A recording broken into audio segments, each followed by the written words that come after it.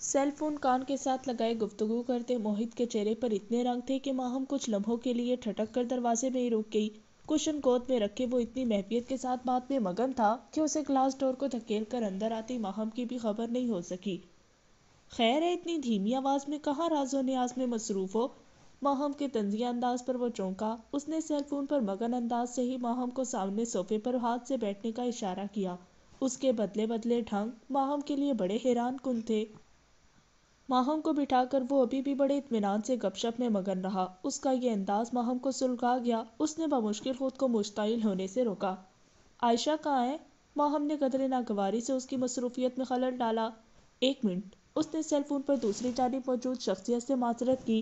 عائشہ اور ماما تو گھر پر نہیں ہے؟ موہت کا انداز سراسر ترخانے والا تھا۔ ماہم کو گویا کسی نے کھینچ کر پتھر مار دیا ہو۔ غصہ کسی ابال کی طرح خون میں شریانوں کے ساتھ دوڑنے لگا۔ میرا خیال ہے کہ تم خاصے مصروف ہو، اس لیے مجھے چلنا چاہیے۔ وہ تب کر کھڑی ہوئی احساس توہین سے اس کا چہرہ سرخ ہوا، جبکہ موہت نے ایک دفعہ پھر ہاتھ کے اشارے سے اسے رکنے کو کہا اور خود فون پر موجود ہستی سے بڑے نرم لہجے میں معذرت کرنے لگا۔ ہاں، اب بتاؤ کہ کیا کہہ رہی ہو؟ وہ بڑے پرے اعتماد انداز سے اس کی آنکھوں میں آنکھیں ڈال کر بولا۔ ماہم گڑبڑا سی گئی۔ میرا خیال ہے کہ تم خاصے بزی تھے، میں نے خواہ تمہیں ڈسٹرب کیا۔ ماہم کے کچھ جاتے ہوئے انداز پر وہ طنزاً مسکرایا۔ ڈسٹرب تو خیر تم نے مجھے نہیں کیا، ویسے بھی تم تو عائشہ سے ملنے آئی ہوں گی، اس لیے میرے ڈسٹرب ہونے کا تو سوال ہی پیدا نہیں ہوتا۔ کیسا چل رہا ہے تمہارا بزنس؟ ماہم نے خود کو سنبھالتے ہوئے فوراً بات کا رخ بدلا۔ الحمدللہ، بہت شاندار۔ ماہم کو نہ جانے کہ اس کے لہجے میں طنز کی واضح آمیزش محسوس ہوئی۔ وہ ہاتھ میں پکڑے ریموٹ کنٹرول سے ٹی وی آن کرتے ہوئے بولا تھا۔ ماہم کا دل چاہا وہ فوراً سے پیشتر اٹھ جائے، لیکن اب اس طرح سے اچانک اٹھنا بھی عجیب لگ رہا تھا۔ بابا نے ایک اور فیکٹری کا بھی سودا کیا ہے میرے لیے۔ موہت کی بات پر وہ چونکی۔ یہ سب کچھ سنبھال لو گے؟ ماہم کے لہجے میں طنز کی کاٹ تھی۔ میں نے کون سا اپنے کندھوں پر رکھ کر سنبھالنا ہے؟ ماشاءاللہ ملازمین کی ایک فوج ہے میرے ساتھ۔ موہت کا لہجہ ہی نہیں، آنکھیں بھی سلگ رہی تھی۔ اس کا لا تعلق سا انداز ماہم کے لیے ناقابل برداشت ہوتا جا رہا تھا۔ ویسے بھی بزنس ٹائکون بننا کون سا آسان کام ہے؟ ٹانگیں نہ صحیح، ذہن تو اللہ نے دیا ہے نا؟ وہ اپنی سابقہ رو میں بولا، جبکہ ماہم نے اس کی اس بات پر کوئی تبصرہ نہیں کیا۔ کب تک آ جائے گی عائشہ؟ ماہم کے صبر کا پیمانہ لبریز ہو ہی گیا۔ اس نے بیزاری سے اپنی رسٹ واچ پہ وقت دیکھا۔ ماما کے ساتھ کسی بیوٹی سیلون میں گئی ہے، اور تم سے زیادہ کون جان سکتا ہے کہ ان پارلرز میں کتنا وقت لگتا ہے؟ وہ اس پر نظریں جمائے بیٹھا تھا۔ اس کا ہر جملہ ماہم کو اپنے دماغ میں ہتھوڑے کی طرح برستا محسوس ہو رہا تھا۔ کیا بنا سمن آپی کے معاملے کا؟ وہ بیچارہ احیان تو اس سارے معاملے میں خواہ ہی پس گیا۔ موہت نے اس کے چہرے کے تنے ہوئے نکوچ سے خط اٹھاتے ہوئے کہا۔ پتہ نہیں کون سے جاہلوں کے خاندان میں پھنس گئی میری آپی۔ ماہم بھی کھل کر میدان میں اتر آئی، اور ویسے بھی وہ زیادہ دیر تک ادھار رکھنے کے قائل نہیں تھی۔ اسے معلوم تھا کہ سمن آپی کی شادی موہت اور عائشہ کے ننیال میں ہوئی تھی، اس لیے اس نے اپنی طرف سے خاصا کڑوا وار کیا۔ ہاں، جاہلوں کے خاندان میں جا کر وہ بھی جاہل بن گئی۔ موہت دھنستہ بلند آواز میں قہقہ لگا کر ہنسا۔ ماہم کا چہرہ خفت کے احساس سے سرخ ہوا۔ انتہائی دقیانوسی خیالات کا حامل ہے ان کا سسرال۔ کیوں نہیں دیتے آپی کو مارننگ شو کی اجازت؟ وہ سہپا ہوئی۔ شریف لوگ ہیں بیچارے، ان کے ہاں نہیں ہوتے ہوں گے ایسے تماشے۔ موہت نے بھی دو بدو جواب دیا۔ ایسی بھی کیا شرافت کہ بندہ اپنا گھر ہی خراب کر لے؟ آپی نے خلا کا نوٹس بھجوا دیا ہے انہیں۔ اس نے اپنی تیکھی ناک چڑھا کر اطلاع دی تو موہت کا دل جل کر راکھ ہو گیا۔ اب بندہ پوچھے کہ ٹی وی پر آنے کا ایسا بھی کیا جنون کہ اپنا گھر اور بچہ تک داؤ پر لگا دیا؟ موہت کے طنز پر وہ بھڑک کر اٹھ کھڑی ہوئی۔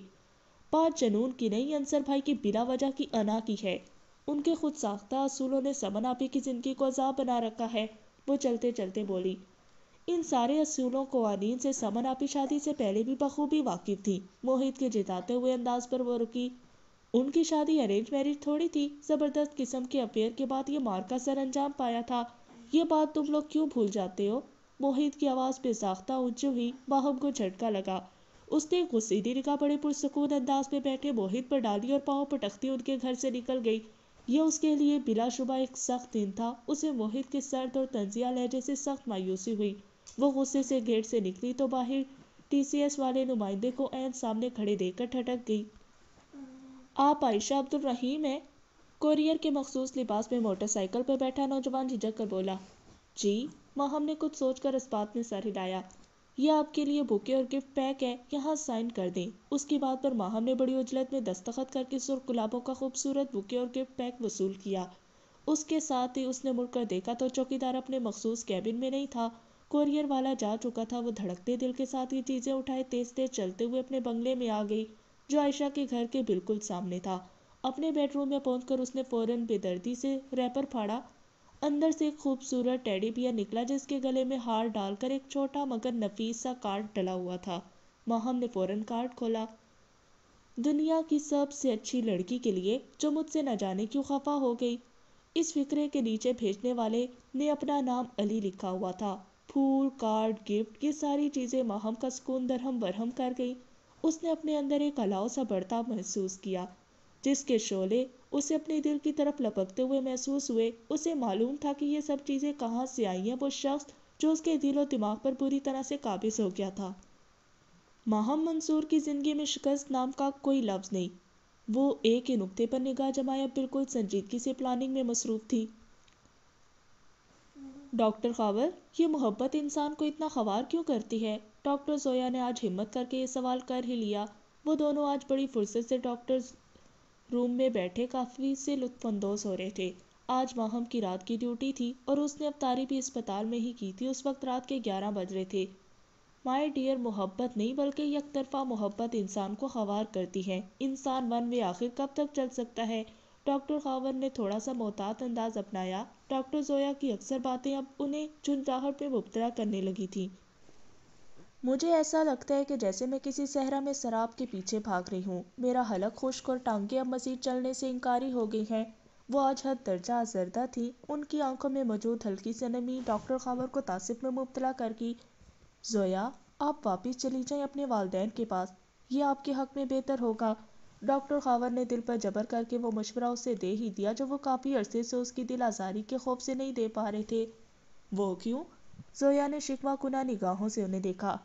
دیکھیں، آپ کے والدین کا پاکستان میں شفٹ ہونے کا کوئی ارادہ نہیں۔ آپ نے اپنی میڈیکل کی تعلیم باہر سے حاصل کی اور اب اسپیشلائزیشن بھی وہیں سے مکمل کریں تو زیادہ بہتر ہے۔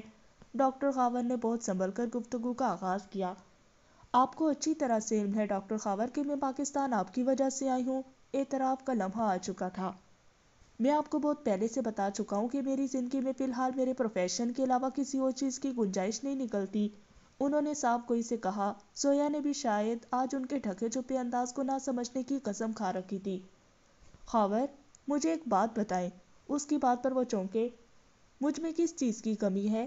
زویا کے لہجے میں ٹوٹے ہوئے شیشوں جیسی چبھن تھی۔ وہ عجیب سی نگاہوں سے انہیں دیکھ رہی تھی جن پر کسی بھی چیز کا اثر نہیں ہوتا تھا۔ کئی دفعہ تو زویا کو لگتا کہ وہ اس کے ساتھ ہوتے ہوئے بھی دماغی طور پر کہیں اور ہوتے ہیں۔ میں نے کب کہا کہ کمی آپ میں ہے؟ انہوں نے سنجیدگی سے اپنے سامنے بیٹھی نازک سی لڑکی کو دیکھا جو لگتا تھا کہ کسی بھی لمحے رو دے گی۔ پھر آپ مجھے بار بار مسترد کیوں کرتے ہیں؟ زویا کے سوال پر ایک ناگواری کی لہر ان کے چہرے پر ابھری۔ اللہ مجھے معاف کرے زویا، میں کون ہوتا ہوں کسی کو رد کرنے والا؟ ان کے لہجے میں ہلکی سی خفگی در آئی۔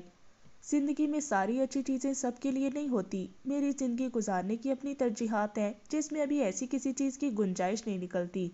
اس کے چہرے پر پھیلی سردی کو دیکھ کر ڈاکٹر خاور نے اپنا لہجہ نرم کیا۔ میں آپ کا انتظار کر سکتی ہوں۔ ڈاکٹر زویا نے بھی آج ہٹائی کی انتہا کر دی۔ لیکن میں آپ کو ایسی کوئی انتظار کی ڈور نہیں تھما سکتا، کیونکہ میں جب بھی شادی کا فیصلہ کروں گا تو اس لڑکی کا تعلق کم از کم میڈیکل کے شعبے سے نہیں ہوگا۔ ڈاکٹر خاور نے آج کھل کر اسے اپنے خیالات سے آگاہ کر ہی دیا۔ یہ بات سن کر زویا کا چہرہ تاریک ہوا۔ وہ ششدر سی نگاہوں سے ان کا سپاٹ چہرہ دیکھنے لگی۔ وہ کبھی سوچ بھی نہیں سکتی تھی کہ خاور کے ذہن میں اپنی شریک حیات کے حوالے سے کچھ مخصوص قسم کے نظریات ہوں گے۔ وہ جو ان کے ساتھ انڈرسٹینڈنگ کا دعویٰ کرتی تھی، اس بات کے جواب میں کافی دیر تک بول ہی نہیں سکی، اور جب بولی تو ڈاکٹر خاور کو دھچکا لگا۔ کہیں آپ کو اپنی پیشنٹ سکینہ اللہ دیتا سے محبت تو نہیں ہوگی؟ اس وقت انتہائی بے تکی بات پر ڈاکٹر خاور کو سخت غصہ آیا، لیکن وہ بھی گئے۔ زویا کا یہی بچکانہ انداز ان کو برا لگتا تھا۔ کیوں؟ اس سے محبت کرنا گناہ ہے کیا؟ وہ تھوڑا سا تلخ ہوئے تو زویا کو اپنے حلق میں کوئی چیز پھنستی ہوئی محسوس ہوئی۔ اس نے بڑی مشکل سے کھینچ کر سانس لیا۔ آپ کے انتخاب پر مجھے ہنسی آ رہی ہے۔ آپ کے ٹیسٹ کو کیا ہو گیا ڈاکٹر خاور؟ وہ بڑی جلدی بدگمان ہوئی۔ اس کے اشتعال انگیز جملے پر ڈاکٹر خاور نے بمشکل خود پر ضبط کیا، جبکہ وہ طنزیہ انداز سے کہہ رہی تھی، میں بھی حیران تھی کہ آپ پورے وارڈ میں سب سے زیادہ اسے کیوں اہمیت دیتے ہیں۔ ڈاکٹر زویا کی آنکھوں سے شعلے نکلے۔ اس کے لیے خصوصی طور پر ٹی وی منگوایا، مختلف مقابلہ جات میں اپنی گاڑی پر لے کر جاتے رہے، اس سے اصرار کر کے غزلیں سنی جاتی تھیں۔ واہ ڈاکٹر خاور واہ، سچ کہتے ہیں سیانے کی محبت اندھی ہوتی ہے۔ زویا کا لہجہ، الفاظ اور زہریلی مسکراہٹ ان کے ضبط کے پیمانے کو جھلکا ہی گئی۔ اسٹاپ اٹ زویا، نو مور۔ وہ ایک دم جھٹکے سے کھڑے ہوئے اور انگلی اٹھا کر زویا کو وارننگ دی۔ ان کا چہرہ سرخ اور لہجہ سرد ہوا۔ ایک لفظ بھی مزید مت کہیے گا۔ ان کا چہرہ کسی چٹان کی مانند پتھریلا نظر آ رہا تھا۔ زویا کا چہرہ سفید پڑ گیا۔ ایک سخت سی نگاہ اس پر ڈال کر وہ کمرے سے نکل گئے۔ وہ تیزی سے پارکنگ کی طرف جا رہے تھے جب انہوں نے لان میں ایک پور کے پاس سکینہ اور سسٹر ماریا کو دیکھا۔ ان کے پاس سے گزرتے ہوئے ان کے قدم خود بخود سست ہو گئے۔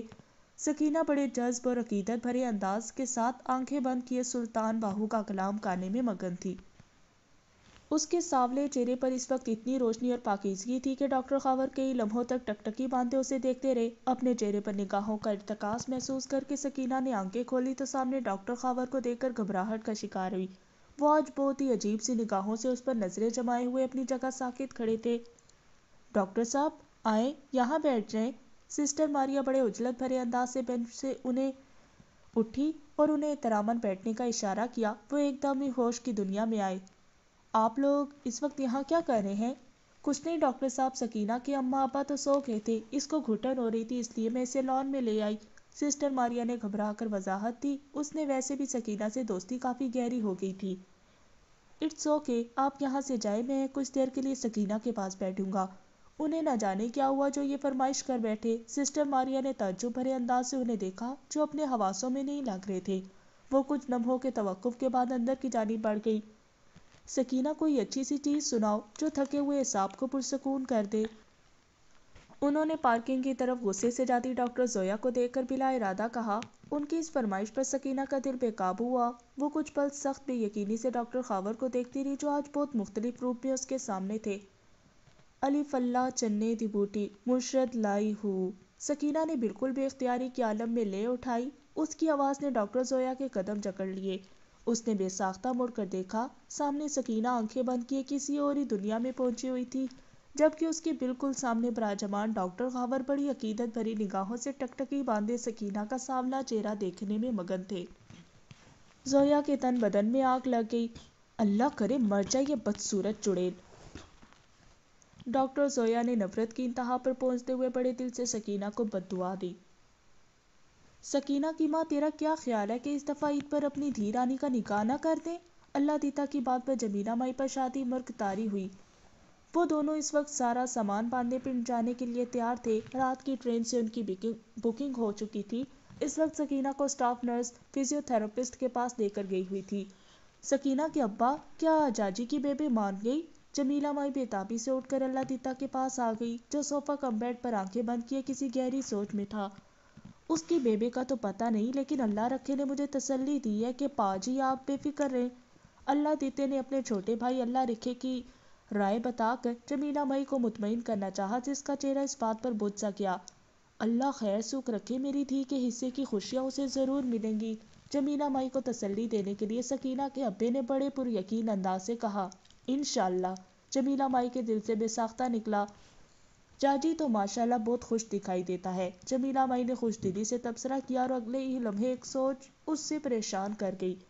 سکینہ کے ابا، مجھے مائی رحمتیں نے فون کر کے بتایا ہے کہ جاجی کی بیبے آج کل تعویذ گنڈوں کے چکروں میں ہے۔ تعویذ گنڈے؟ اللہ دیتا چونک کر الجھن بھرے انداز سے اپنی بیوی کو دیکھنے لگا۔ وہ کیوں؟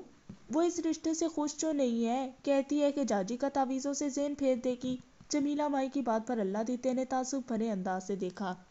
سکینہ کی ماں کیسی باتیں کرتی ہے؟ تو ان تعویذوں گنڈوں کے چکروں میں کہاں سے آ گئی؟ اپنے شوہر کی بات پر وہ ایک دم شرمندہ ہوئی۔ جادو تو برحق ہے نا؟ اس نے دلیل دی تو اللہ دیتے نے تعصب بھرے انداز سے اپنی بیوی کا چہرہ دیکھا۔ سکینہ کی ماں، بے شک جادو برحق ہے، لیکن اپنے ذہن میں ہمیشہ یہ سوچ رکھ کہ جو کرتا ہے اور اللہ جو کرتا ہے بہتر کرتا ہے۔ اس میں کسی جادو وادو کا کوئی کمال نہیں، اور اللہ کوئی بچہ تھوڑی ہے جسے کوئی لوگ انگلی پکڑ کر جس طرف لے جانا چاہیں لے جائیں۔ یہ سب کمزور عقیدے کی نشانیاں ہیں۔ جو اچھائی اس نے تیری قسمت میں لکھ دی ہے وہ تجھے مل کر ہی رہے گی، اور جو بڑائی تیرا مقدر ہے اسے دعا کے علاوہ کوئی چیز نہیں بدل سکتی۔ بس اپنا ایمان پختہ رکھ۔ اللہ دیتے کہ سنجیدہ انداز پر جمیلہ مائی پر گھڑوں پانی پڑ گیا۔ سکینہ کے ابا، میں بھی انسان ہوں اور اولاد کی محبت مجھے بھی کمزور کر سکتی ہے، ایسے ہی تو اولاد کو آزمائش نہیں کہا گیا؟ جمیلہ مائی افسردہ ہوئی۔ چل تو اپنا دل چھوٹا نہ کر۔ وہ نرم ہوا۔ اللہ سے رحم کی توقع رکھا رکھ، وہ انسان کو وہی دیتا ہے جس کی انسان کو امید ہوتی ہے۔ وہ ٹھنڈی سانس دے کر وضو کے لیے اٹھ کھڑا ہوا۔ جمیلہ مائی نے انتہائی محبت سے اپنے شریک حیات کا چہرہ دیکھا۔ سکینہ کے ابا، جمیلہ مائی کی پکار پر اس نے مڑ کر دیکھا۔ میری دھی جب بالکل ٹھیک ہو جائے گی تو میں اسے ڈاکٹر نہ صحیح لیکن نرس ضرور بناؤں گی۔ جمیلہ مائی کی معصوم سی خواہش پر وہ بے ساختہ ہنس پڑا۔ بلیے لوکے، اب اس کے بیاہ کے بارے میں فکر مند ہو رہی تھی، اب تو اسے نرس بنانے بھی تل گئی ہے۔ اس نے جان بوجھ کر اسے چھیڑا۔ نرس تو وہ شادی کے بعد بھی بن سکتی ہے نا؟ جمیلہ مائی کی بات پر اللہ دیتا مسکرایا۔ مجھے کیا پتا، یہ سب پڑھے لکھے لوگوں کی باتیں ہیں، بس دعا کر کے اپنی دھی رانی کو اللہ صحت یاب کر دے، ساری چیزیں صحت کے ساتھ ہی چنگی لگتی ہیں۔ تائی کیا بات ہے، اکیلے اکیلے کیوں مسکرا رہی ہے؟ جاجی افطاری کا سامان لے کر اندر آیا تو جمیلہ مائی کو مسکراتے دیکھ کر تجسس بھرے انداز سے بولا، اکیلے اکیلے تو نہیں، ابھی سکینہ کے ابا بھی یہیں تھا، نماز پڑھنے مسجد گیا ہے۔ تائی سکینہ کہاں گئی؟ جاجی نے متلاشی نگاہوں سے دائیں بائیں دیکھا تو جمیلہ مائی نے سادگی سے کہا، وہ ڈاکٹرنی صاحبہ کے پاس گئی ہے ورزش کرنے۔ تائی، یہ اپنی سکینہ نے آج کل غصہ کرنا کم نہیں کر دیا؟ جاجی کے شرارت بھرے انداز پر وہ ہنس دی۔ غصہ کم نہیں کیا، بس اپنے ابے کا لحاظ کر جاتی ہے، اس کے سامنے بولتی بند ہو جاتی ہے اس کی۔ جمیلہ مائی کی صاف گوئی پر جاجی نے بڑا جاندار کہکا لگایا۔ اس کا مطلب ہے تائی کہ مجھے مستقبل میں تائی کو اپنے ساتھ ہی گھر میں رکھ لینا چاہیے۔ دوپٹے کے پلو سے اپنا چہرہ خشک کرتی جمیلہ مائی بڑے دل سے مسکرائی۔ اسے اپنی دھی کے خوشگوار مستقبل سے جڑی ہلکی سی سوچ بھی گھنٹوں خوش رکھنے کے لیے کافی ہوتی تھی۔ یہی وجہ تھی کہ وہ شام افطاری تک بلا وجہ مسکراتی رہی۔ عائشہ ننگے پاؤں کارپیٹ پر چلتے چلتے دیوار کے پاس لگے کیلنڈر کے پاس آ کر رک گئی۔ اس کے چہرے پر بڑی تلخ سی مسکراہٹ پھیلی۔ اس دشمن جاں سے بات کیے ہوئے 1 مہینہ سے زائد کا عرصہ ہو گیا تھا۔ اس نے غصے میں آ کر جو اسے کال یا ٹیکسٹ نہ کرنے کا میسج کیا تھا، اس کے بعد بالکل خاموشی چھا گئی۔ اس نے بھی دوسری جانب دوبارہ رابطہ نہ کرنے کی شاید کوئی قسم کھا لی تھی۔ آخر وہ لڑکی کون ہو سکتی ہے جو اس کے ساتھ ہسپتال میں تھی؟ اس سوال کے جواب میں دماغ میں جو سوچ ابھرتی تھی وہ چاہتے ہوئے بھی اس کے متعلق سوچنا نہیں چاہتی تھی۔ اس نے اپنی گیلی ہوتی ہوئی آنکھوں کو سختی سے رگڑا اور بیگ اٹھا کر اپنے بیڈ روم سے نکل آئی۔ عائشہ، کہاں جا رہی ہو؟ ماما نے شاید اسے کچن کی کھڑکی سے باہر جاتے دیکھا تھا، اس لیے پیچھے سے پکار لیا۔ کہیں نہیں ماما، بس یہ تھوڑا سا سینٹورس مال کی طرف جا رہی ہوں، اس نے مختصراً جواب دیا، لیکن ماما کے اگلے سوال نے اسے خوف میں مبتلا کیا۔ کیا ماہم کے ساتھ جا رہی ہو؟ نہیں ماما، وہ آج کل پتہ نہیں کن چکروں میں ہے۔ اس نے بیزاری سے اپنے سامنے کھڑی ماما کو دیکھا، جن کی کھوجتی نگاہوں پر وہ کچھ مضطرب ہوئی۔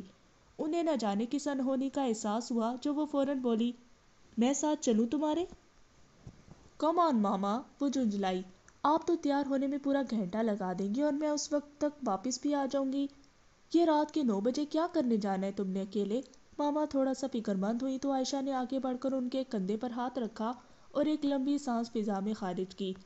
ماما، میں اس سے بھی زیادہ دیر سے گھر آتی رہی ہوں، لیکن آپ کبھی ایسی پریشان نہیں ہوئی، آج کیا ہو گیا؟ اس کے نرم انداز پر وہ کچھ ڈھیلی پڑ گئی۔ پتہ نہیں بیٹا، ایسی دل کچھ پریشان سا ہے، اس لیے کہہ دیا۔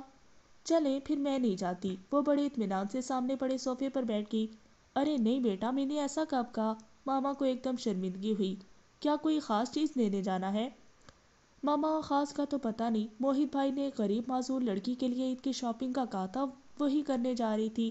عائشہ کی اطلاع پر ان کو جھٹکا لگا۔ معذور لڑکی؟ وہ کہاں سے مل گئی موہت کو؟ ایک فطری سی پریشانی نے ان کا گھیراؤ کیا۔ کیا وہ وہی ہے جس سے موہت فون پر باتیں کرتا ہے؟ نو ماما، عائشہ ہنسی، وہ لڑکی تو اچھی خاصی ٹھیک ٹھاک ہے، اپنے پیروں پر چلتی ہے۔ تمہیں کس نے بتایا؟ وہ بے صبری سے بولی۔ چوکیدار بابا نے یوں ہی ذکر کیا تھا کہ عائشہ بی بی آپ کی کوئی دوست ملنے آئی تھی جب ہم ناران گئے تھے، آپ تو ملی نہیں، لیکن موہت صاحب کے ساتھ وہ کافی دیر بیٹھی رہی ہیں لان میں۔ عائشہ کے انکشاف پر ماما کا منہ کھلا کا کھلا رہ گیا۔ تم نے پوچھا موہت سے؟ جی بتا رہے تھے کہ انہی کی کوئی دوست تھی، عائشہ نے مزے سے بتایا۔ اس کا موڈ خاصا بہتر ہو گیا تھا۔ بہت چلاک نکلا یہ موہت، ہمیں بھی ملوا دیتا، انہوں نے منہ بناتے ہوئے کہا تو عائشہ مسکرا دی۔ لیکن اس معذور لڑکی کو کس چکر میں عیدی بھجوائی جا رہی ہے، انہیں یاد آیا تھا تو وہ تھوڑا سا جھنجھلائیں۔ ماما آپ کو پتا تو ہے کہ خدمت خلق کے جراثیم ہم دونوں بہن بھائیوں کو جینز میں ملے ہیں، وہ لڑکی اسی ڈاکٹر کی پیشنٹ ہے جس کے پاس موہت آج کل جا رہا ہے۔ عائشہ نے تفصیل سے بتایا تو انہوں نے سکون کا سانس لیا۔ اور تو کوئی بات نہیں ہے نا؟ وہ ابھی بھی مشکوک تھی، ان کے اس انداز پر عائشہ مسکرا دی۔ یہ نہ ہو کہ وہ کل کو اسی لڑکی کا ہاتھ پکڑ کر گھر لے آئے کہ ماما ان سے ملے، یہ ہے آپ کی ہونے والی بہو۔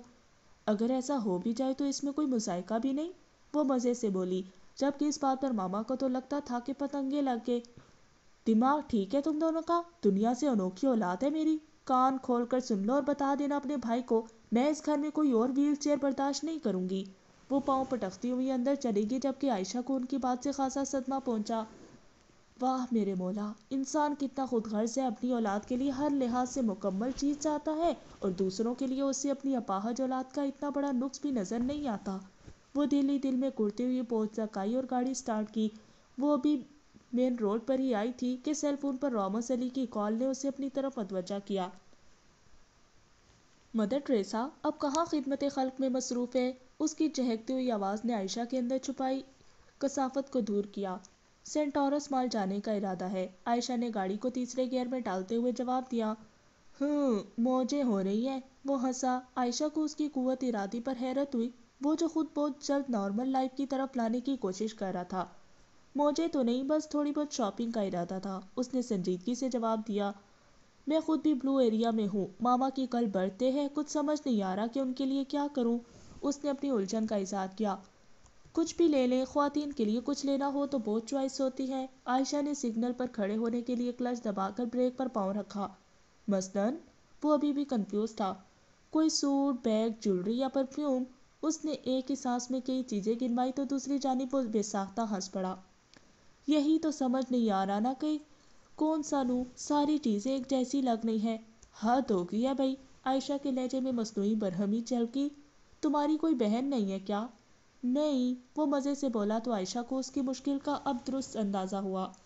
ایسا کرو کہ بلو ایریا سے سیدھے سینٹورس آ جاؤ، میں کچھ مدد کر دیتی ہوں۔ اس کی آفر پر دوسری جانب وہ کھل اٹھا، اس نے مروتاً بھی انکار نہیں کیا۔ اوکے، میرا انتظار کرو۔ اف، لگتا ہے کہ سارا شہر ہی یہاں اکٹھا ہے۔ ویکینڈ ہونے کی وجہ سے پارکنگ میں بھی خاصا رش تھا، اسے بمشکل جگہ ملی۔ گاڑی لاک کر کے وہ مال کی طرف بڑی، فضا میں نم آلود ہواؤں نے اس کا استقبال کیا۔ اپنے بالوں میں لاپرواہی سے ہاتھ پھیرتے ہوئے وہ اندر داخل ہوئی۔ گراؤنڈ فلور میں کافی رش تھا۔ رامز کے انتظار میں ایک کارنر پر بنی فوڈ شاپ کے خوبصورت صوفے پر بیٹھ گئی۔ گانوں کی خوبصورت دھن بج رہی تھی۔ وہ الیکٹرک سیڑھیوں سے اترتے مختلف لوگوں کو دیکھنے لگی۔ کیا لوگ واقعی اتنے خوش ہوتے ہیں جتنے نظر آتے ہیں؟ ہنستے مسکراتے لوگوں کو دیکھتے ہوئے وہ سوچنے لگی۔ ایک دم ہی اس کی نظر ایک منظر پر پڑی، اسے جھٹکا لگا۔ حیرت اور بے یقینی کی زیادتی وہ سامنے الیکٹرک سیڑھیوں سے اترتے اس خوش باش کپل کو کھڑے ہو کر دیکھنے لگی۔ اسے حقیقتاً سو واٹ کا جھٹکا لگا۔ دکھ، غم، بے یقینی اور صدمے کے تاثرات سے اس کے چہرے کے زاویے بگڑ سے گئے۔ دل کرب کی اتھاہ گہرائیوں میں گرتا گیا۔ وہ دھم سے دوبارہ سنگل صوفے پر بیٹھ گئی۔ اس کی گمان کی آخری سرحدوں پر بھی کہیں نہیں تھا کہ وہ آج علی کے ساتھ ہنستی مسکراتی ماہم کو دیکھے گی، جو اپنے سارے ہتھیاروں سے لیس سارے جہان پر بجلیاں گراتی پھر رہی تھی۔ کسی بات پر ہنستے ہوئے اس نے بے ساختہ اپنا ہاتھ علی کے بازو پر رکھا تھا، وہ دونوں اس کی موجودگی سے لائم تھے۔ What a beautiful and perfect couple. Ayesha کے بالکل سامنے دو ٹین ایجرز لڑکیاں لیمن سلش کے گلاس میں اسٹرا گھماتی ہوئی ان دونوں پر بلند آواز پر تبصرہ کر رہی تھی۔ عائشہ کو یوں لگا کہ جیسے کسی نے اسے سینٹورس کی بلند عمارت سے بڑا زوردار دھکا دے دیا ہو۔ آنسوؤں کی ایک پتلی سی لکیر اس کی دونوں آنکھوں سے نکل کر پورے چہرے پر پھیلتی گئی۔ یہ ماہم کچھ عجیب سی نہیں ہوگی؟ ماہم نے اس کے تندور بنے ماتھے پر ٹھنڈے پانی کی پٹیاں رکھتے ہوئے اچانک کہا۔ وہ پچھلی رات سے سخت بخار میں جل بھن رہی تھی، پتہ نہیں اندر کون سا آگ کا الاؤ تھا جو سرد ہونے کا نام ہی نہیں لے رہا تھا۔ صبح مجھے گیٹ پر ملی تھی اور میں نے اسے تمہاری بیماری کا بھی بتایا، لیکن اس نے سارا دن ہو گیا ایک دفعہ جھانکنے کی بھی ضرورت نہیں سمجھی۔ ماما کا الجھن بھرا انداز پاس بیٹھے موہت کو سلگا گیا، تبھی وہ طنزیہ لہجے میں گویا ہوا۔ وہ کون سا ڈاکٹر لگی ہوئی ہے جو آپ اسے صبح سے یاد کیے جا رہی ہیں؟ موہت نے گود میں رکھا اخبار ایک دفعہ پھر اٹھا لیا۔ اس کی تیوری کے گہرے بل اس کے خراب موڈ کی نشاندہی کر رہے تھے۔ عائشہ کی طبیعت کی خرابی کی وجہ سے وہ آج فیکٹری بھی نہیں گیا تھا۔ پھر بھی اتنی اچھی دوست ہے وہ عائشہ کی۔ ماما کی سادگی پر وہ بری طرح چڑھا اور ہاتھ میں پکڑا اخبار عائشہ کے بیڈ پر پھینک دیا۔ آپ ایسا کریں کہ ابھی ماہم کے گھر جائیں اور وہاں جا کر یہ بھاشن سنائیں جو آپ کئی گھنٹوں سے مجھے اور عائشہ کو سنا رہی ہیں۔ کیا ہو گیا موہت؟ اس میں اتنا خفا ہونے کی کیا ضرورت ہے؟ ماما نے حیرت کی زیادتی سے آنکھیں پھیلائی۔ ظاہر ہے جب آپ ایک ہی ٹاپک پر بات کر کے اگلے کے دماغ کی لسی بنائیں گی تو اسے غصہ نہیں آئے گا کیا؟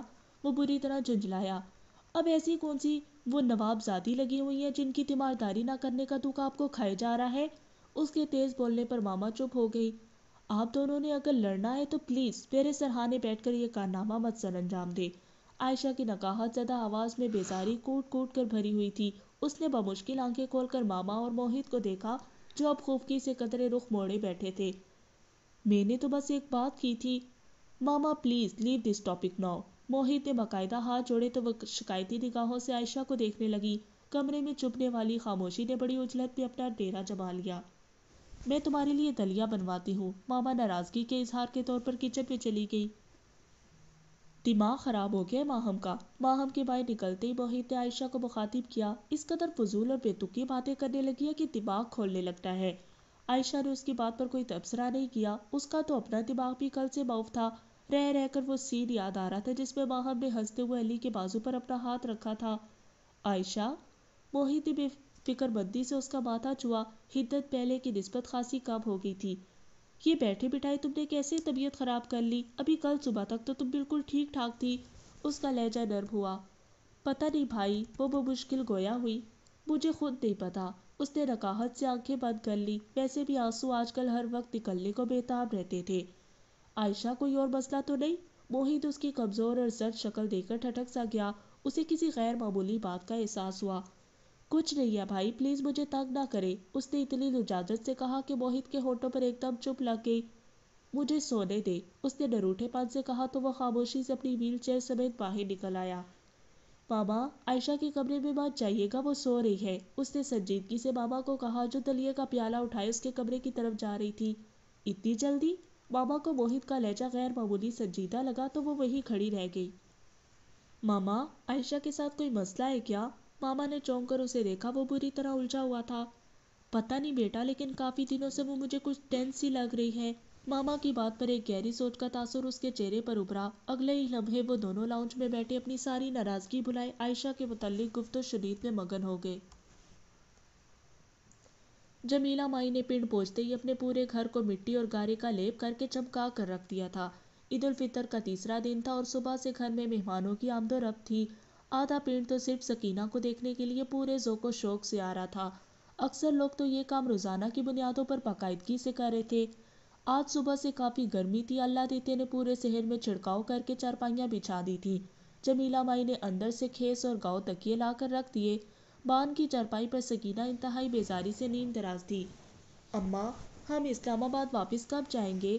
سکینہ نے مٹی کی پرات میں بل بل کر آٹا گوندتی جمیلہ مائی کو مخاطب کیا۔ تھی رانی، اتنی جلدی کیوں؟ پنڈ میں آ کر جمیلہ مائی کا موڈ خاصا خوشگوار ہو گیا تھا۔ اس کی اور سکینہ کی روزانہ ہونے والی جھڑپوں میں بھی تعطل آ گیا تھا۔ یہ اتنی جلدی ہے کیا؟ سکینہ نے اکتاہٹ سے کہا۔ پورے 10 دن ہو گئے ہیں ہمیں، اتنی سخت گرمی ہے یہاں۔ اس کے نازک مزاجی پر جمیلہ مائی بے ساختہ ہنس پڑی۔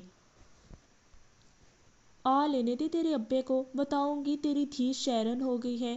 بات شہری ہونے کی نہیں ہے اماں۔ سکینہ نے اکتاہٹ سے سبزی کی ٹوکری پر چڑھے مرغوں کی فوج کو دیکھا جنہوں نے ٹھونگے مار مار کر کچھ سبزی نیچے زمین پر گرا دی تھی۔ پھر کیا مسئلہ ہے؟ جمیلہ مائی نے نلکا چلا کر پانی نکالا اور ہاتھ دھونے لگی۔ یہ جو ہر روز جلوس مجھے دیکھنے آ جاتے ہیں نا، مجھے اس سے کوفت ہوتی ہے۔ سکینہ نے اصل بات اگل ہی دی۔ اماں کا نلکے کی ہتھی پر جمع ہاتھ وہیں کا وہیں رہ گیا۔ نی سکینہ، سارے پنڈ کے لوگ تجھ سے پیار کرتے ہیں اور تیرا آگے سے نخرہ ہی نہیں مان۔ اماں اپنے ململ کے دوپٹے سے ہاتھ صاف کرتی ہوئی چارپائی پر آ بیٹھی۔ کوئی محبت نہیں کرتے وہ۔ سکینہ کی آنکھیں آنسوؤں سے لبریز ہوئی۔ مذاق اڑاتے ہیں میرا، ایک دوسرے کے کونیاں مار مار کر اشارے کرتے ہیں جو تجھے نظر نہیں آتے۔ سکینہ تو گویا پھٹی پڑی، جبکہ جمیلہ مائی بھی کافی لمحوں تک بول ہی نہیں پائی۔ ایویں وہم ہے تیرا۔ جمیلہ مائی نے نظریں چنائی اور اٹھ کر چولہا جلانے لگی۔ جمیلہ آپا کیا بنا رہی ہو رات کے کھانے میں؟ سین کی چھوٹی دیوار کی دوسری طرف ہمسائے کا چہرہ نمودار ہوا۔ سکینہ نے اپنی آنکھوں پر دوپٹہ رکھ لیا۔ کچھ نہیں شریفہ، دیسی مرغا بنایا تھا سکینہ کے لیے، اس کو دیسی ککڑ کا شوربہ بہت پسند ہے۔ تو سنا؟ خیر ہے آپا، بڑے دیسی مرغے کھلا کر اپنی دھی کی جان بنا رہی ہو۔ شریفہ کی بات پر اماں نے مسکراتے ہوئے ہاتھ میں پکڑی لکڑی چولہے میں لگائی اور پھونکے مارنے لگی۔ یہ اپنی سکینہ آج شام ڈھلنے سے پہلے ہی سو گئی؟ شریفہ نے تجسس بھرے انداز سے پوچھا تو اماں نے چونک کر سکینہ کو دیکھا جو سونے کی اداکاری بہت عمدہ کر رہی تھی۔ ہاں بس نعمانی کی طبیعت کچھ ٹھیک نہیں، جمیلہ مائی نے یوں ہی بہانہ کیا۔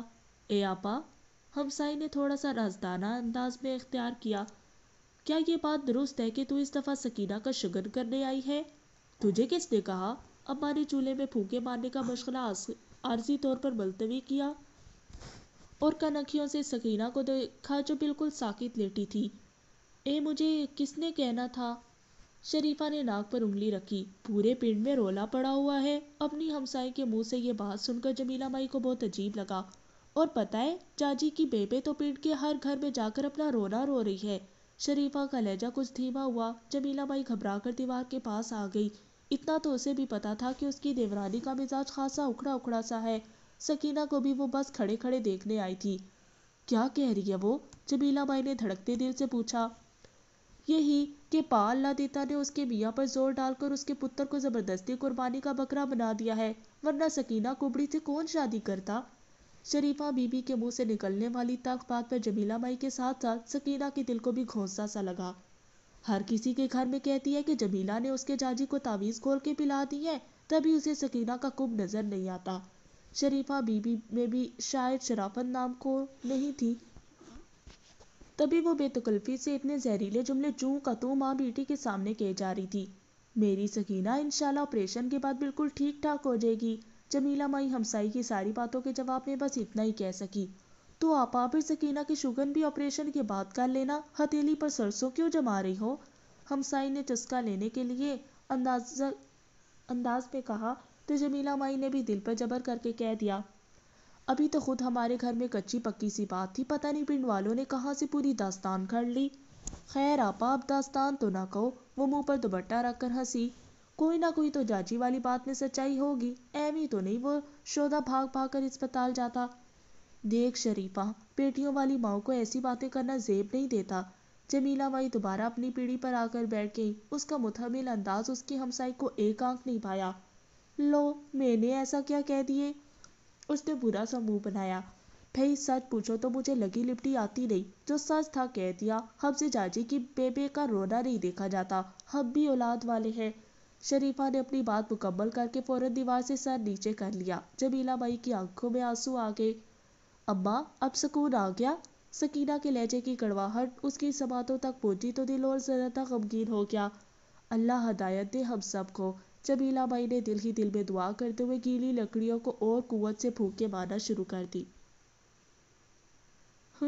لگتا ہے کہ رائٹر صاحبہ کو اپنے گمشدہ لفظ واپس مل گئے ہیں۔ نابیہ دبے قدموں سے اس کے پیچھے آن کھڑی ہوئی تھی۔ کچھ دیر اس کے لکھے پیراگراف کو پڑھنے کے بعد اسے اندازہ ہو گیا تھا کہ آج ثنائلہ کی طبیعت لکھنے پر آمادہ ہے۔ وہ لکھنے میں اس قدر مہو تھی کہ اسے نابیہ کی موجودگی کا احساس تک نہیں ہوا۔ وہ چونکی۔ وہ بے ساختہ مڑ کر نابیہ کو دیکھا جو اپنے چہرے پر خوشگوار مسکراہٹ سجائے عین پیچھے کھڑی تھی۔ یار اللہ پاک نے بہت کرم کیا مجھ پر، ثنائلہ نے ایک پرسکون سانس فضا میں خارج کی۔ یقین مانو دماغ میں خیالات کا ہجوم ہے اور لفظ خود بخود میرے پیچھے بھاگ رہے ہیں۔ اس کی بات سنتے ہوئے نابیہ مسکرا کر سامنے پلنگ پر بیٹھ گئی۔ اس کا مطلب ہے کہ تمہارے قارئین کو ایک دفعہ پھر تمہاری بہترین تحریریں پڑھنے کو ملیں گی۔ نابیہ کی بات پر ثنائلہ کھل کر مسکرائی۔ پتہ نہیں یار، ہر لکھاری کی طرح میری بھی یہی کوشش ہوتی ہے کہ میرا قاری مجھ سے مایوس نہ ہو۔ ثنائلہ نے انکساری سے جواب دیا۔ کیا حال ہے تمہارے ہیرو کا؟ نابیہ کی بات پر ثنائلہ کے چہرے پر کئی خوبصورت رنگ بکھرے۔ ہیرو صاحب ماشاءاللہ بالکل ٹھیک ٹھاک ہے، اپنے بزنس میں مصروف، اس نے مختصراً جواب دیا۔ کب بھیجیں گے موصوف اپنے گھر والوں کو؟ نابیہ نے تجسس سے پوچھا۔ پتہ نہیں یار، ابھی اس موضوع پر بات نہیں ہوئی، ثنائلہ نے سادگی سے جواب دیا۔ लो, ये क्या बात हुई भला? नाबिया ने बुरा सा मुंह बनाया। आखिर तुम लोग घंटों बातें किया करते हो, और भी गम है जमाने में मोहब्बत के सिवा। सनाइला ने शोखी से उसे टाला और वो टल भी गई। तुम माहा मंसूर के पास दोबारा नहीं गई? नाबिया को अचानक याद आया। नहीं यार, टाइम ही नहीं मिला। उसके असिस्टेंट का भी दरमियान में एक दो दफ़ा फ़ोन आया था। सनाइला एकदम शर्मिंदा हो। तुम्हें उनके पास जाना चाहिए था माय डियर, नाबिया ने उसे जोर देकर कहा। कल इंशाल्लाह जाऊंगी। अम्मी को अकेले छोड़कर जाना भी तो एक मसला है। सनाइला ने अपना मसला बताया तो नाबिया ने चुटकी बजाकर हल भी निकाल दिया। कोई मसला नहीं, तो मुझे कॉल कर लेना, मैं खाला के पास रह जाऊंगी। थैंक यू यार, सनाइला ने ममनून लहजे में कहा तो नाबिया ने फौरन उंगली उठाकर warning the. No sorry, no thanks, in friendship. बीबी जी, आपको बेगम साहिबा ड्राइंग रूम में बुला रही हैं। मुलाजमा की बात पर आयशा ने बेजारी से पूछा। क्यों? जी, कुछ मेहमान आए हुए हैं। मुलाजमा ने इतला देकर साइड में से नाश्ते के बर्तन उठाने शुरू कर दिए। वो पिछले एक हफ्ते से अपने कमरे से बाहर नहीं निकली थी। उसे लोगों से वहशत होती थी। अपना सेल फोन तक उसने बंद कर रखा था। मुंह पर दो चार छींटे मारकर उसने बालों में बेदिली से ब्रश फेरा और पाँव घसीटती हुई ड्राइंग रूम की तरफ चल दी। अंदर पहला कदम रखते ही उसे शौक लगा। वो अपनी जगह खड़ी की खड़ी रह गई। बेयकीनी और हैरत का एक समंदर उसके चेहरे पर बहता हुआ साफ महसूस हो रहा था। वो सामने सोफे पर बड़ी खुशगवार मुस्कुराहट के साथ बैठे रॉबर्ट अली को देखकर हक्का बक्का रह गई। उसके बिल्कुल पास मोहित अपनी व्हील चेयर पर बैठा हुआ था। अरे आयशा, तुमने कभी रॉमस का घर में जिक्र ही नहीं किया। मामा की खुश इखलाकी आज उरूज पर थी। तुम्हारा सेल फोन बंद होने की वजह से बेचारा परेशानी में तुम्हें ढूंढता हुआ यहाँ तक कान पहुंचा। मामा, लगता था कि रॉमस अली से खूब मुतासिर हो चुकी थी, इसलिए उनके लबों पर मुस्कुराहट और लहजे में शरीनी की फरावानी थी। कैसी हैं आप? रॉमस उसकी हैरत से महसूस होते हुए बोला। मैं अब ठीक हूँ। आयशा खुद को संभाल कर अब सिंगल सोफे पर आ बैठी।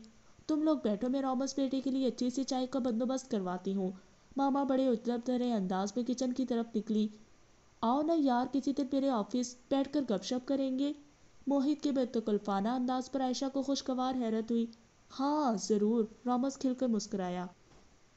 ये तुम क्या मेरी जासूसी करते हुए घर तक कहाँ पहुंचे हो? आयशा ने हल्का फुल्का सा तंज किया। उफ, बहुत मुश्किल काम था ये, वो हंसा। आप तो सेल बंद करके आराम से बैठ गई थी। फिर तुमने क्या हवाई मखलूक से मदद ली? आयशा के तंज पर वो कहका लगाकर हंसा, जबकि मोहित के चेहरे पर भी मुस्कुराहट दौड़ गई। नहीं, उसने बेख्तियार नफी में सर हिलाया। वो तो कल मुझे जिना सुपर में मोहित भाई मिल गए तो मैंने फौरन आपका पूछा तो पता चला कि आप हफ्ता बीमारी मना रही हैं।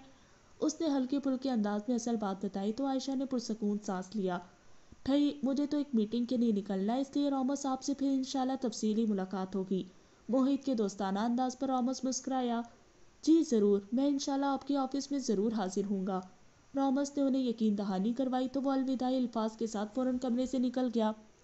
आपने उस दिन मेरे साथ खूब ड्रामा किया। रॉमस की बात पर आयशा के जख्म फिर से हरे हो गए। ओह, उस दिन? आयशा चौंकी। एक तो सेल की बैटरी डाउन होगी और दूसरे रास्ते में गाड़ी खराब हो गई थी। आयशा को बर वक्त बहाना मिल गया। उफ, रॉमस ने मजनूई सदमे से अपना सर पकड़ लिया। क्यों, क्या हुआ? आयशा को उसके चेहरे के तासुरात से कुछ गैर मामूली सा एहसास हुआ। झूठ बोलना भी एक आर्ट है और उसके लिए किसी डिग्री की ज़रूरत नहीं, लेकिन अफसोस कि आप जैसी अच्छी लड़कियों को ये हुनर सीखने से भी नहीं आ सकता। रॉबर्ट ने शरारत भरे लहजे में कहा तो आयशा को किसी गड़बड़ का एहसास हुआ। उसने सवालिया निगाहों से उसे देखा जो कह रहा था। भाई, पार्किंग में आपकी गाड़ी के साथ ही तो मैं अपनी गाड़ी पार्क करके आया था। सारे फ्लोर आपकी तलाश में छान कर पार्किंग में पहुंचा तो गाड़ी गायब हो चुकी थी।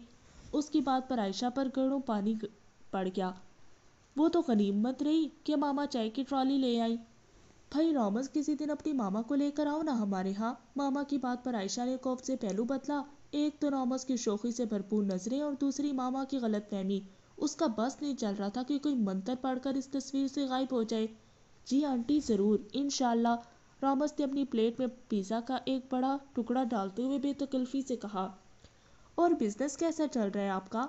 मामा ने अपनी मालूमात में इजाफे के लिए इंटरव्यू शुरू कर दिया, जबकि वो आयशा की बेजारी को महसूस करके महज उसे तंग करने के लिए मामा के सवालात के जवाब बड़ी तफसील से दे रहा था, और उसकी ये तफसील ही तो आयशा को उकताहट में मुब्तला कर रही थी। हाँ, माहम ने अपने सामने खुशबाश बैठी मुसन्फ़ा को दिलचस्पी से देखा, जो पिछले एक घंटे से उसे अपनी स्टोरी तफसील से सुना रही थी।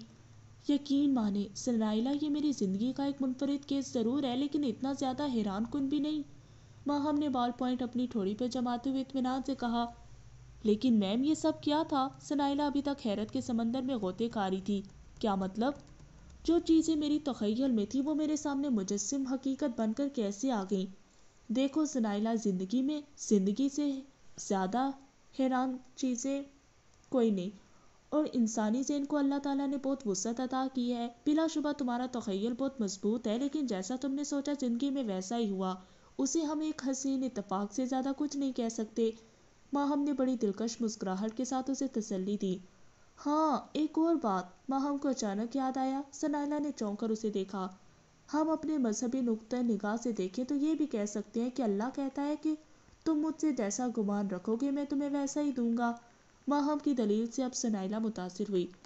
بس تمہیں اللہ پاک پر یقین تھا اور اللہ نے تمہاری یقین کو مضبوطی بخشی، اس سے زیادہ کچھ بھی نہیں۔ ماہم نے مزید اسے سمجھایا تو وہ اب کھل کر مسکرائی۔ آپ کی باتوں سے لگتا ہے کہ آپ مجھے اچھی سائیکالوجسٹ ہی نہیں، بہت عمدہ انسان بھی ہوں گی۔ سنائلہ نے فوراً تعریف کی۔ اس کی اس بات پر ماہم تھوڑا سا سنجیدہ ہوئی۔ دیکھیں سنائلہ، لوگوں کو پرکھنے کے لیے ان کے پروفیشن کو ایک پیمانہ بنانا بالکل غلط بات ہے۔ کیا مطلب؟ سنائلہ نے الجھن بھرے انداز میں دیکھا۔ آپ نے زندگی میں کبھی مشاہدہ کیا ہوگا کہ کبھی کبھی اپنے شعبے میں بے پناہ کامیاب لوگ اپنی ذاتی زندگی میں بالکل ایک ناکام زندگی گزار رہے ہوتے ہیں۔ اس لیے چیزوں کو مکس اپ کرنا نہیں چاہیے، ان کو انہی کے رنگ میں سمجھے تو زندگی میں آپ کی دوسروں سے وابستہ توقعات کے پل کبھی نہیں گرتے۔ ماہم نے بہت پتے کی بات اسے بتائی۔ ہاں، سنائلہ نے سر ہلایا۔ کہنے کا مقصد یہ ہے کہ آپ مجھے بہت اچھی سائیکالوجسٹ سمجھتی ہیں، ہے نا؟ ماہم نے سوالیہ نگاہوں سے اسے دیکھا تو اس نے جھٹ میں اس بات میں سر ہلا دیا۔ ہو سکتا ہے کہ میری ذاتی زندگی میں جھانک کر آپ کو بہت مایوسی ہو۔ ماہم کی بات نے اسے الجھن میں مبتلا کیا۔ ضروری نہیں کہ ہر ڈاکٹر دکھی انسانیت کا درد سمجھتا اور ہر ڈاکٹر ظالم ہی ہو، سمجھ میں آئی نا بات؟ سنائلہ نے ہلکے پھلکے انداز میں سمجھایا اور اسے اس دفعہ واقعی ہی بات سمجھ میں آ گئی تھی۔ ویسے ملواؤ نا اپنے سکندر شاہ کو ہم سے بھی، ماہم نے اسے چھیڑنے کی غرض سے کہا۔ جی ضرور، سنائلہ بلش ہوئی۔ ویسے اسے بھی یہ سٹوری سنائی کہ نہیں؟ ماہم نے اشتیاق بھرے انداز سے دریافت کیا۔ جی سنائی تھی، سنائلہ نے مسکرا کر جواب دیا۔ میرے جذبے کی بھرپور طاقت